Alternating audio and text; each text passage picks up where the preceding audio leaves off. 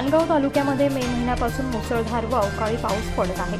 शेतात साचलेल्या पाण्यामुळे बुरशीजन्य रोगांचा फैलाव झाला असून भाताच्या लोंबी गळणे, दाणे काळे पडणे तसंच कुजून कोंब येणे आणि कापलेल्या भाताचा पेंडा कुजणे असे अनेक प्रकार या ठिकाणी घडले आहे। शेतकऱ्यांचं 100% पीक वाया गेलं आहे।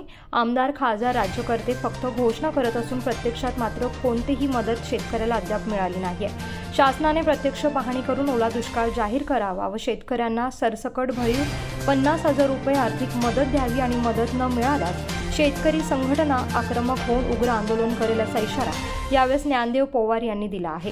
या मोर्चामध्ये माणगाव तालुक्यातील बहुतांश गावातील शेतकरी बांधव सहभागी झाले होते। यावेळेस तहसीलदारांना शेतकरी संघटनेतर्फे निवेदन देखील देण्यात आलं आहे। नाहीतर तुमचा त्यामुळे आम्ही आज नम्रपणे बोलतोय, आज शांततेपणे सांगतोय, पण उद्या जेव्हा येऊ त्यावेळेस कसे येऊ आता शेतकरी राजाचा उग्र रूप धारण करून आलेला असेल आणि मग ते काय कोणाचं ऐकणार नाही।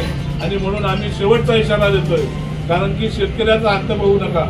शेतकरी जगला तर तुम्ही जगणार आहात, शेतकरी जर पिकवलं तर तुम्ही खाणार आहात, अन्यथा तुम्ही काय खाणार हा प्रश्न सगळ्याच जनतेसमोर निर्माण होईल। आणि म्हणून शेतकरी वाचवा तर जग वाचेल।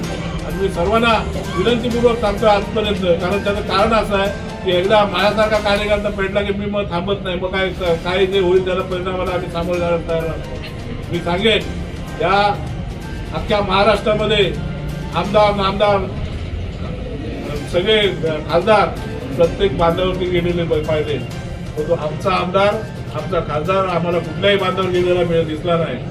हे लोक शांत राहणार असतील, हे अशा पद्धतीने झोपा काढणार असतील किंवा निवडणुकीच्या माध्यमातून लोकांच्या दारोदारी फिरायला, या जनतेकडे भीक मागायला त्यांना वेळ मिळतो आणि या जनता जेव्हा प्रसंगात असते त्यावेळेस त्यांना वेळ मिळत नाही, अशा राज्यकर्त्यांचा सुद्धा जाहीररित्या धिक्कार करतो।